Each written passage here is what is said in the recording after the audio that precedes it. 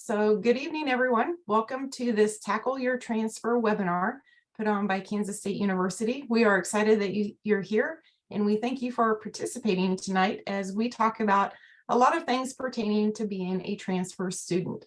As you may see on the screen, there are several of us participating tonight. I'm Jennifer Fortmiller. I work with Kansas State University online as an admissions and enrollment coach. Also joining me from the online area would be Sarah Kells and Roxy Kennedy. And then from the Kansas State University main campus, the Assistant Director for Transfer Recruitment is Andrew Wimp, and he'll be going through a lot of the details later on tonight, as well as McKenna Duncan, who is our Coordinator for Special Populations for Kansas State University Manhattan main campus. So that's kind of who's going to be participating in this particular thing. We do have kind of an agenda of what we'd like to accomplish for tonight. So for about the first 30 to 45 minutes, we would like to go through a presentation. We'll leave about 10 to 15 minutes for questions at the end. If you do have questions at any point during this time, go ahead and put them in the Q&A section. You'll find that down at the bottom under Q&A. So any questions, go ahead and drop them in there. If we're able to answer them with a quick text or a response, we will type that into you. We may mark them that we'll answer those particular questions later. So hang on until the end and we'll get to those particular questions. Also, you'll probably see some of the other functions down there at the bottom. We will have a couple poll questions, so we'll do that. And then in the chat, we will be able to put some website links. So if you need to pull some information or want to click on the links that we're talking about, you can go to that chat area and be able to pick up those links at that point. I did want to let everybody know we are recording this particular session. So we will get this out to you in about 7 to 10 business days. It does take a little bit for it to be converted over to a video so that we can share with everybody who attended tonight and also those that may have registered but were unable to attend. So we'll get the recording out in about 7 to 10 business days. All right, so I think at this point in time, we'd like to know a little bit about you. There's some questions that we have here for the poll. The first question we'd like to ask is, how many transfer institutions have you attended? And if you don't mind marking that, we know that a lot of transfer students would have 1, 2, maybe 10, maybe 15 transfer institutions. So just kind of curious as to where you would fall in that particular area. So if you don't mind filling out that particular poll, great to see kind of where we're at in terms of transfer institutions. Yeah, it looks like we've got some that don't have any transfer institutions, and we have some that have 1, some that have 2 and 3, and there's one that popped in 4 or 5. Occasionally we'll find somebody that has over 10 or 11 different transfer institutions. So, okay, well, thank you for doing that particular one. We'll go ahead and end that one. And then the next question we'd like to ask is, where are you transferring from? Are you an in-state student going to an in-state institution? Are you outside of the state of Kansas and be transferring to Kansas State University from an outside type of an institution? Or perhaps are you international and bringing in some credits from an international institution? So if you don't mind answering that question, seeing some of the answers come in here, this is great. So yeah, about a third of the people are transferring from the state of Kansas, inside the state of Kansas, and that's wonderful. And yeah, 2/3 are coming from outside the state. Fantastic. All right, and then our last poll question, we'd like to get an idea, which campus location are you planning to attend? Would you be on-campus student or would you be an online student? So if you don't mind filling that out so we can kind of get a feel for what campus location. Take a little bit of time for that, but fantastic. As it turns out, we all work for Kansas State University. It's one institution. We do kind of specialize, part of us specialize in online students and the other with the on-campus students, but all the policies and the processes are pretty much the same, whether you're on campus or online. That's why we can come together tonight and do this type of a webinar. Everything's kind of the same. We just have different offices on campus to do different things. So we will be able to help you if you have questions at any point about transferring.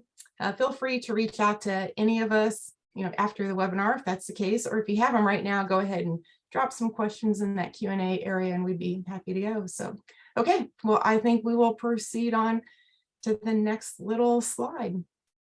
So who are transfer students? By definition, a transfer student is somebody who has completed over 24 credit hours after high school. So if you've been to some sort of a community college, a technical college, or another four-year institution, if you've completed over 24 hours and would like to change and come to Kansas State University, you'd be considered a transfer student. And why would people change? Well, we see this happen quite frequently, that you can change institutions for a variety of reasons. You may physically move to a different location and thus you need to finish out your education, have to change to a new institution. You may change your major, change your mind of what your degree path is. So then you're going to want to transfer to an institution that offers your particular type of program. So a lot of reasons why people would transfer. A few little statistics: over 1/3 of our students on the campuses are going to be transfer students. And even more interesting than that is our online population. 87% of our students taking online programs are transferring credit from another institution to finish out that particular online. So kind of an exciting time to be a transfer student. And again, a lot of services and opportunities that we can provide to you if you are going to be transferring to Kansas State University. All right, a little bit about our programs, if you want to go to the next slide. We do have 17 unique online programs at Kansas State University. So I'll kind of talk a little bit about the online. I know we've got several people joining us tonight that are very interested in the online program. So we do have a lot of different programs that you can do completely online. They're flexible, maybe not easier, but they're flexible and convenient for your scheduling, where you can do homework and assignments during the noon hour or late in the evening after the kids are in bed. Works really well for people who are working, have family responsibilities. So it is a great way for you to finish up a degree from K-State, kind of learn on the go, get access to all the things that an on-campus student would have access to, but you're able to do that, the convenience of your location. So that kind of talks a little bit about our online programs. We do have a website online at ksu.edu, or I guess it'd be online.ksu.edu. And you can go there and search for all the different type of programs. We have some pretty niche programs like animal science, food science, dietetics, nutrition and health, integrated computer sciences, personal financial planning, aviation, kinesiology, health and human science programs, including human development and family studies. We have a lot of business, different programs, social sciences, a lot of different variety of programs. And I don't want to leave out the education programs. We have elementary and early childhood education, as well as educational studies. So a wide variety of programs. You can check out the website and see the whole listing. If you have questions about any of them, be happy to go over those as well. So that kind of talks a little bit about online. I'm going to now turn it over to Andrew Wimp. He is the Assistant Director for Transfer at Kansas State University, and he'll kind of go into the online or the on-campus student population and then take the presentation from there, talking about all things related to transfer. So Andrew, take it away. Thank you, Jennifer. So yeah, on campus, on our Manhattan main campus, we have over 250 majors and programs to offer. These are your traditional class structures. So you go to class, you have your professor, you have labs, all of those good things. And we do offer in-person and online course options. So you can build that hybrid model. So if you want to have some flexibility in your schedule, but still want to have that traditional class structure, you can build that through our on-campus programs. Our 250 majors and programs are split across our 9 academic colleges, ranging from business to education to health and human sciences. A lot of the similar programs that you see with K-State Online, as well as several others. You can explore all of those on our website at ksu.edu and really take a look at all the different options that are available to you in that program, in your programs. So I wanted to take a few minutes to talk to you about transfer admissions and that process and some of those steps. So I'm going to kind of talk through some of these over the next few slides, and I'll have a few others help me along the way. So really the application steps are that first step that we've kind of talked about, Jennifer and I, is finding your major and then applying, seeing how the courses you've already taken or are currently taking, how those will transfer, look at those scholarship opportunities, financial aid opportunities, and then ultimately enrolling in classes at K-State. So finding your major. So as we talked about, there are a ton of different options, both online and in person. So really make sure to inquire about your interested majors, what you're kind of interested in, what you're kind of wanting to, what you're leaning to, all those great things.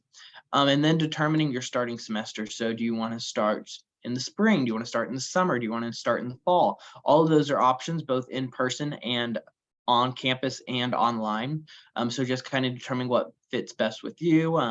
If maybe one time of the year is maybe a little more hectic, maybe pushing it off a semester, or kind of balancing that out on what your plans are. And then most importantly, probably, is researching and planning ahead to meet deadlines. So there are a lot of deadlines when it comes to applying and getting your scholarships and all that taken care of. So making sure that's well aware, and making sure that you're well aware of that and all of those great aspects to plan ahead for, so nothing goes missed. So applying. So to apply to either online or Manhattan campus or any of our campuses, you will need to submit an application. For transfer students, we do ask that you disclose all your previous institutions. So we want to make sure that we're getting all those previous institutions that you may be transferring credit from, as well as disclosing all previous names. So there's no hiccups in the system as we pursue your transfer credits. For our domestic students, those here in the United States, it's a $40 application fee for both online and in person. For international students, it is an $80 fee. And this is also waived for any students that may have previously attended K-State or have applied within the last year, so those recent applicants.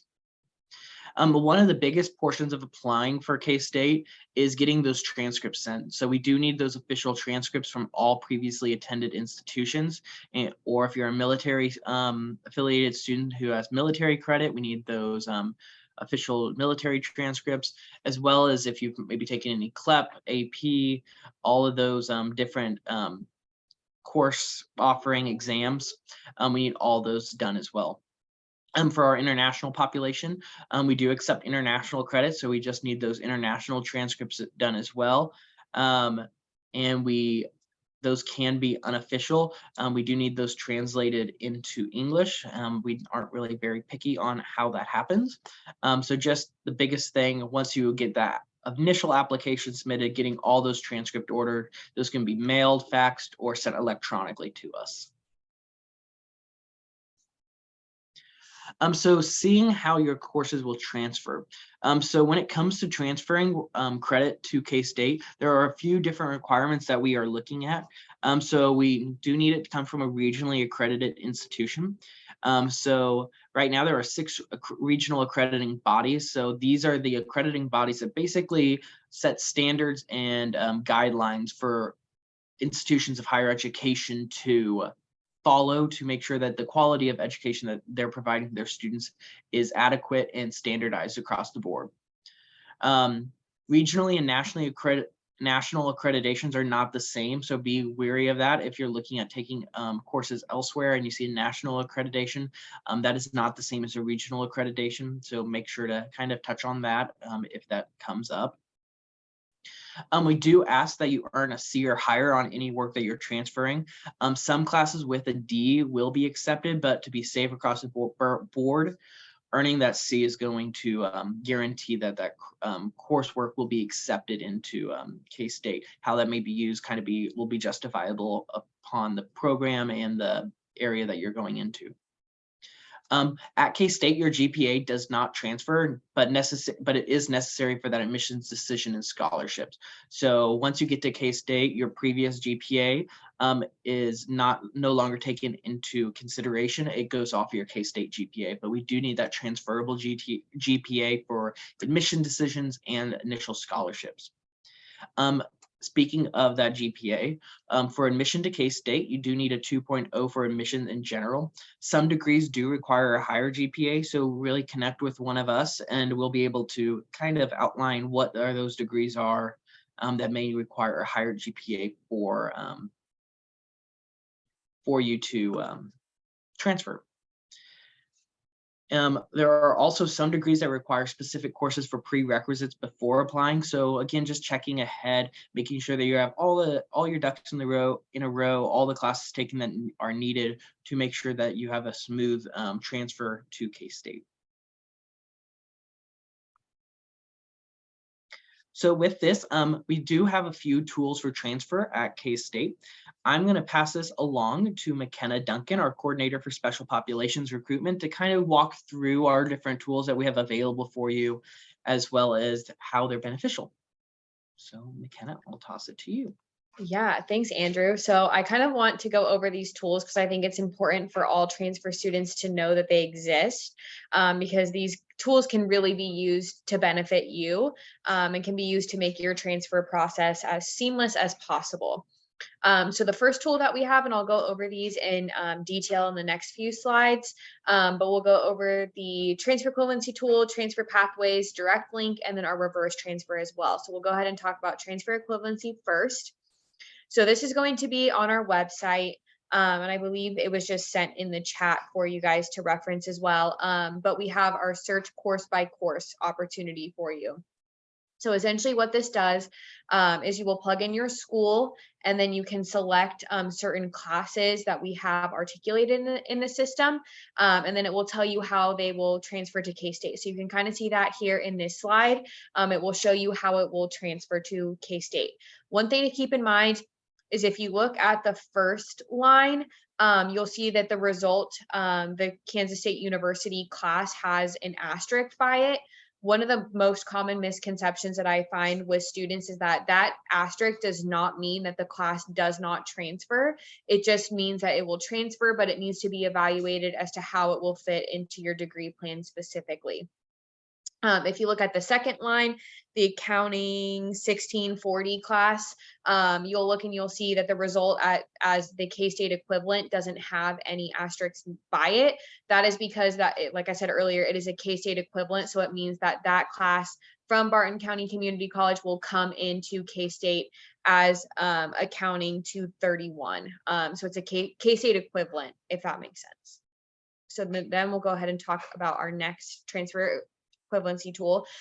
So with that being said, if you're using the transfer equivalency tool and you can't find your school, or if you can't find a certain class, you can go ahead and it's all on the same website. It's in the top left-hand corner, as you can see here, and you can request a course evaluation request form. So essentially it's just a form that you fill out and they ask you like what is the class number, what is it called, how many credit hours was it, and then it will ask you to attach a course syllabus to the evaluation as well. And so one thing to keep in mind is that we need that course syllabus in order to continue or complete the evaluation. One thing to note as well, and we'll kind of go over this here shortly, but the course syllabus needs to be from the semester that you took the class. There we go. So we'll go to this slide. So these are the things that need to be, you need to have the name of the institution, course name, professor name, course topics, grade information, book information, all of that kind of stuff, but it needs to be a course syllabus. It cannot just be a class description. And typically these course syllabus can be obtained from your school's registrar's office. It's pretty easy, shouldn't be too difficult to obtain, but just remember that it needs to be from the semester that you took the class is when the course syllabus needs to be from. So next we'll go ahead and we will talk about our other credit transfers. So we do have tools online, and then there is the link for one of the tools as well. If you have like AP credit or whatever it is, and you're wondering how that's going to transfer to K-State, it's kind of similar to the transfer equivalency tool. You'll see it here in a second, but it basically is kind of a similar idea. Kind of like Andrew mentioned earlier with international transcripts, they need to be translated to English. We're not super picky on how that's done. So it shouldn't be too difficult there, but we'll go ahead and go to the next slide so that way you can kind of see. This is what the tool looks like. So you can look at the type of class, what test, your score, and then what course and how many credits that will come in as. So that will be a good resource for you to, again, just kind of make sure that the transfer process is as seamless as possible. So next we'll go ahead and we will go to the next slide and we'll talk about our transfer pathways tool. So again, this is all on the same website, just ksu.edu/transfer. So you'll see we talked about the search course by course, or earlier that was the transfer equivalency tool. And then we have our transfer pathways tool, which is going to be the search by curriculum. So essentially what it does is it allows you to pick what community college you are wanting to transfer from, and then select your specific degree plan and what you're wanting to get your degree in at K-State. And it kind of gives you like a course curriculum guide as to what you can take. In this case, the example is Johnson County Community College, what you can take at Johnson County Community College and how it will come into K-State. So you can view like the view you're seeing on the screen, the view course by course. You can also view it by semester as well. And so this is just a good resource to kind of, again, just make sure that your transfer process is as seamless as possible. And you can kind of get a head start if you know that you want to transfer to K-State initially. So then we'll go ahead and we will go to the next slide and we can kind of go over. I will pass it off to Andrew. Yes, thank you, McKenna. So I'll hop in on for Direct Link. Our coordinator for transfer transition programs who oversees the Direct Link program, Courtney Carlton, was not able to join us tonight. But Direct Link is for all students attending Kansas Community College, and it's our dual advising program. And its goal is to increase transfer success by an individual plan and providing clarity in the transfer process. So in Direct Link, you inquire about Direct Link and you're hooked with a advisor at K-State in your program, and you're able to work with them alongside your academic advisor at your community college and really plan those classes strategically and making sure that you're taking the correct classes to reduce that time to graduation by maximizing the credits taken at your community college. This also plays a big part in increasing reverse transfer awareness and completion. So being able to, once you go to K-State, if you haven't already completed your associate's degree, being able to take those classes that you finish up at K-State, sending those back to your community college to complete that associate's degree as well. One of the benefits of Direct Link is a waived K-State admissions application fee. So everyone that completes, goes through Direct Link receives an application fee waiver. And again, it's just a direct interaction with a K-State advisor, a great program to help you with. So what that process kind of looks like for Direct Link. So you're able to go out onto our website, which is listed below, and it will allow you to fill out an online application for Direct Link, talking about what program you're interested in, where you're currently at, and all that good stuff. And then you'll be contacted by our coordinator for transfer transition programs, Courtney. She'll send you a little bit of welcome, talking about Direct Link a little more in depth, as well as a Direct Link student agreement, which kind of outlines what's kind of required of you, what's required of us. And then once that agreement is signed and completed, she'll make a connection with you and your academic advisor here at K-State. A part of this, you'll receive semesterly updated emails, the ability to work with your advisor throughout the year as needed, and really just making sure that you're not missing anything and really providing a personalized experience as you transition to K-State. So for reverse transfer, I kind of mentioned it a few slides ago, but this is for students who have transferred from a community college before completing their associate's degree. So really, why does this exist? And it's really a building block of degrees. So you did all that work at your community college, you should earn the degree for it, even if you did not complete it before leaving that community college, and being able to take your classes that you've taken from K-State, and really allowing you for that career advancement once that degree is completed.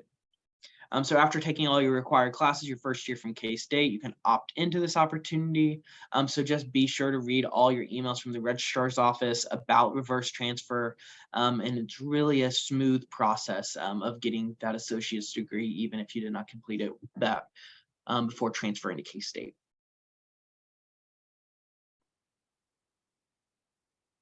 So this slide here kind of talks about scholarships and financial aid opportunities. I'm going to talk about the ones here for K-State, and then I'll turn it over to our folks for K-State Online. But for K-State, we have a February 1st deadline for the fall and a summer, and February 1st for both fall and summer priority date. So for scholarships, if you want to be considered, you need to apply by February 1st to be considered for those fall and summer scholarships. And for those wanting to come in the spring, we do have a December 1st priority date for scholarships. So our scholarships are hooked with your application. So making sure to complete your application before those dates automatically puts you in the pool for those scholarships. With that, I'm going to toss it to one of my folks over at Global, Sarah. Yeah, thanks, Andrew. So yeah, I just wanted to touch base about the scholarships for our online students. There are scholarships exclusively for our online students, and you can see the deadlines there. November 1st is our next deadline for our spring semester. So you still have a few days if you're planning on applying for the spring. Definitely get not only your admission application in, but also the and all the materials for your application, but also your scholarship application. And Jennifer, thank you. She just put the link to our scholarship page there in the chat. So that's going to have all the details, the application, which is very short. I've gotten a couple emails recently. It's only one page, so don't think that you're missing anything. So just make sure you do that, as well as getting, your FAFSA in as well. We always recommend that, so that way we can see what other scholarships, grants, loans that are available for you. But if you have any questions, you can email us and we are happy to help with that.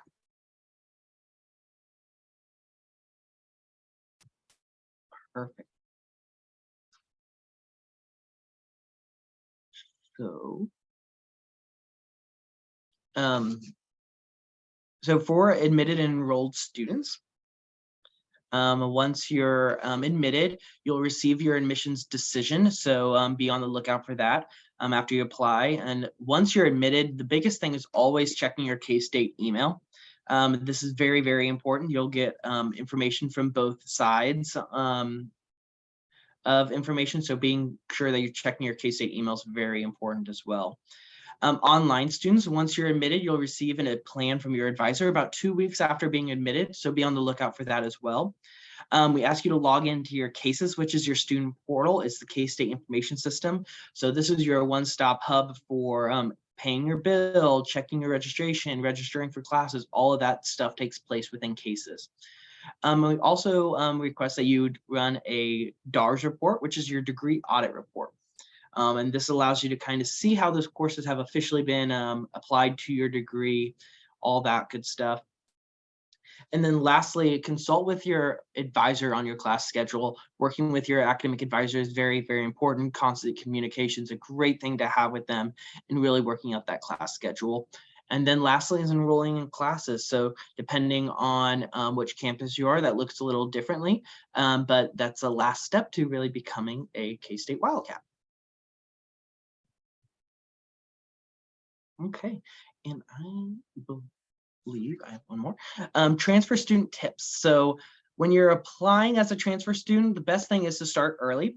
This is not something you probably want to delay on. So again, just starting early, being a good planner, knowing those deadlines, being well prepared in advance. And make sure you send all your transcripts, your CLEPs, your military credits, everything that you've taken from a previous institution. We want it all. Review your transfer credit tools. So all those tools that McKenna talked about, use those, look at seeing how those classes transfer. So you're kind of prepared on when you go in with your academic advisor, you kind of have a better idea of what to expect. Be able to be prepared to provide syllabi. So if you have a course that's not already articulated, please have the syllabi prepared, like McKenna talked about, requesting those from your previous institution and making sure we have those available. And then stay in contact with your admissions rep and your advisor. Those are two very, very important people to be in contact with as you're working through this process. Making sure that you are in constant communications is going to be very much to your benefit. And then setting up your K-State profile and accounts. So once you're admitted, you'll have the ability to set up your EID, your password, your K-State email, all of that, making sure that you have all the right things ready to go. And then after that, checking your email again, very, very important, both your personal and your new K-State email, making sure all that's taken care of as you get ready to make this transfer. And I believe these next steps are going to be covered by Roxy. Howdy. Thank you, Andrew. I appreciate it. So you've now heard about our transfer process and have learned some really great resources. So the next question is, are you ready to apply? If you are ready to apply, we're all here to help. Everyone on this call is kind of here as a support for you. You can find the application portal by visiting k-state.edu/apply. And then just a reminder from kind of earlier in the presentation, this webinar is being recorded and the recording will be available online in about 7 to 10 business days. So be on the lookout for that. All of these resources will be saved on that presentation as well. And then as a way of saying thanks for all of you joining us for this evening's webinar, we'll also be offering an online application fee waiver for the upcoming spring and summer 2023 applications. So if you're looking at applying for either of those semesters and want to have an application fee waiver, we're kind of giving this as a thank you gift for y'all. This is available for all of our attendees tonight, except for our online dietetics applicants. If you're wanting to explore kind of online programs, you can email us at online@ksu.edu. And then if you're looking for on-campus programs, you can email transfer@ksu.edu, and we can kind of assist with redeeming those application fee waivers. And so what we want to do now is kind of turn questions over to y'all. So I know I've been seeing some questions come in through the chat and the Q&A feature already, but now we'd like to just kind of see if there's any additional questions y'all have.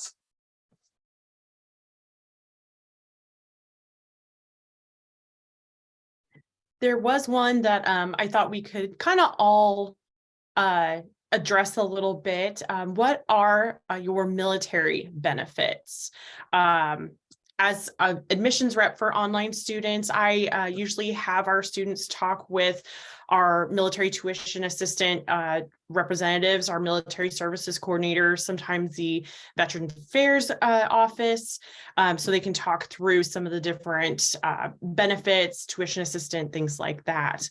I didn't know if anybody else had any other suggestions or info on that. I can add to that, Sarah. So we do accept military benefits. So if you are wanting to use like GI Bill benefits, or if you're wanting to use tuition assistance or whatever the case is, we do kind of, as Sarah mentioned, we have one person to go to if you're using tuition assistance. We have another person that's really helpful when it comes to using GI Bill benefits or any other benefit there. So we do have resources that are available to help military affiliated students who are wanting to use any kind of benefit. We also have, I can go ahead and put it in the chat, but we do have a website, and I went ahead and I just put it in the chat, and it kind of goes over some other scholarship opportunities. So if you open the page, it will show a bunch of military affiliated scholarships, and then it kind of goes over like when it's due, what the qualifications are, things like that. So that's also a really good resource if you're looking for kind of outside scholarships there.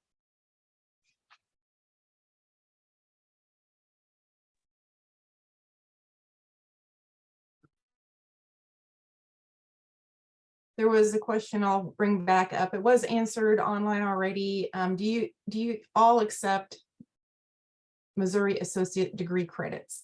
And as it was kind of answered in there, we do accept credits that come from a regionally accredited institution. And Andrew may have you kind of explain a little bit of the difference between regionally and nationally accredited institutions and how that transfer works. But we do have a robust transfer equivalency page. You can see some of the things, but as long as it's regionally accredited, should work. Go ahead, Andrew, if you want to add to that. Yeah, so we have some great connections with several Missouri community colleges, and we've had a lot of courses articulated from across the state. So really making sure that you have that regional accreditation. Most of the time when you look at a regionally accredited school, you're going to be looking at your traditional community colleges. I always like to make the stipulation that's between regionally and nationally accredited. Your nationally accredited, you'll most oftenly see with trade schools. So like cosmetology school or very specific things like that that are more of a trade, and the schools based around that, rather than most of your typical community colleges are going to be regionally accredited. You'll hear the term HLC, or the Higher Learning Commission, thrown around a lot. That's the most common in this area that you see in the Midwest, especially in Missouri. You'll see that a lot. So if you see that, you're probably on the right track. And you should be able to go to the websites of those institutions, and in the About category, they'll have something about accreditation, so you can see if they're regionally or nationally accredited. So the whole institution would be one sort of an accreditation. They may have programs within that that are accredited by other agencies. So you maybe see that they have a business program or an engineering program that's accredited with a different agency. So those things may happen too, but you're looking for the whole institution being regionally accredited. Yep. Good stuff. And then there was a question about voc rehab and if we do work with that. And yes, it is something that K-State has worked with, and we'd be willing to help work through that with you as well. So voc rehab would just require working with several advisor people that you'd be working with on your side, and then the advisors here at K-State to make sure that all the classes are going to be transferable, you're getting the degree that you need, and that everything is spelled out. So I think vocab paperwork is something where you just have a plan to follow. And so we have the people here that can help you put that plan together and then follow through with it, and some real advantages for having a voc rehab program. So great thing there. And yes, there are fee waivers, particularly if you attended tonight's event. So be sure to email us and let us know that you were here. And then when you apply for either spring 2023 or summer 2023, we can put that on your particular application. So don't pay the fee. If we give you a fee waiver, don't pay for it. Say you're going to pay for it later, and then we'll take care of it. So very good. Any other questions? And some more coming in. It looks I like saw a comment. this one. Oh, go ahead, Andrew. I was going to say, I saw a comment about a closed school. Some of those closed schools were regionally accredited. We have those kind of things already out there in place, and some of them already live in our transfer equivalency tool. The great thing is that when a school closes, it basically they have to appoint another school to take over their files. So those files do exist somewhere, they just don't go away. So we do have the ability to go and find that information. It might be a little bit more tricky, or it might be another step or two, but a lot of those are, depending on the school, some of those may already be have an equivalency at K-State. So just something to kind of look in and work with one of us on. Yep, and those closed schools, if another institution does not take them over, then the State Board of Education has to maintain all of those records. So you can also reach out to that state board and get information from them. But typically they're going to have it somewhere. It may make a student be pretty persistent. You may have to ask a lot of questions and make some phone calls, but you can get that information. Yep. Okay, and I see another one about the requirements. Oh, go ahead, Sarah. Well, I was gonna just, I actually had quite a few students this week mentioned closed schools, and some of them you can find and request those transcripts from a third-party system like Parchment. That's a really well-used transcript request company or website. So definitely look on there to see if you can get that there as well. Okay, very good. Thanks, Sarah. Saw a question just come in about the online dietetics program, and I can answer that real quickly. The requirements for that, you do have to have a 2.0 GPA to get into K-State. By the time you're going to apply for the DPD program of dietetics, you have to have an overall lifetime GPA of every credit you've taken since high school. That has to be a 3.0 GPA to get into the last 45 hours of the dietetics program. That's called the DPD program. There are some science requirements ahead of that point, and you can take those from Kansas State University. There's one science that may not be available online, but we have places where you can get it online so that you can still get that particular course completed. So you'd have that. So you need a lifetime GPA ultimately of a 3.0 and B or better in all the science and nutrition related courses. And those are kind of the requirements for the online dietetics. I'd be happy to visit with you about that. That is my specialty area. So would love to reach out and work with you there. And then Roxy, I think you have one that you'd like. Yes, I saw a question come in about online kind of tuition or fee structure. So what's interesting and I think is cool about the online programs is that students pay the same fees regardless of where they are. Like it's not region specific. So the way that we do our fee structure is actually academic college specific. So if you're taking classes in the College of Business, that has its own fee structure, taking classes in the College of Ag. So it wouldn't matter if you lived like in state, out of state, quote unquote. We have people taking classes from around the globe. So if you want to learn more about a specific program, we could talk about that fee structure, but there wouldn't be like, you wouldn't have to pay extra fees living in Missouri versus Kansas, for example.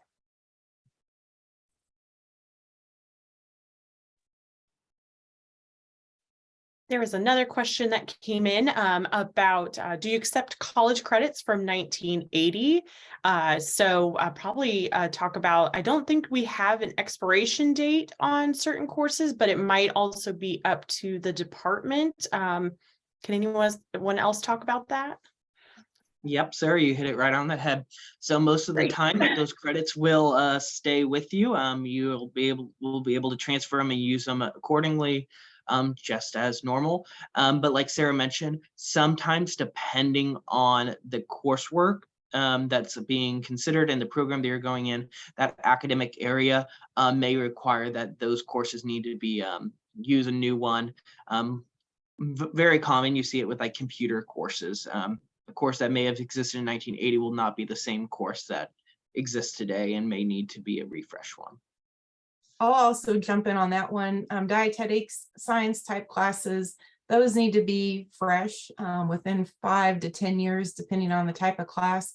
But some of the gen eds can be from a long time ago, from the 1980s. If there happens to be a class that we don't have on our transfer equivalency and you think it might work, we may end up asking you to find the syllabus for that particular class. And if by chance you didn't happen to keep it from 1980, you can still reach out to the institution and contact them to see if they have that, and they should.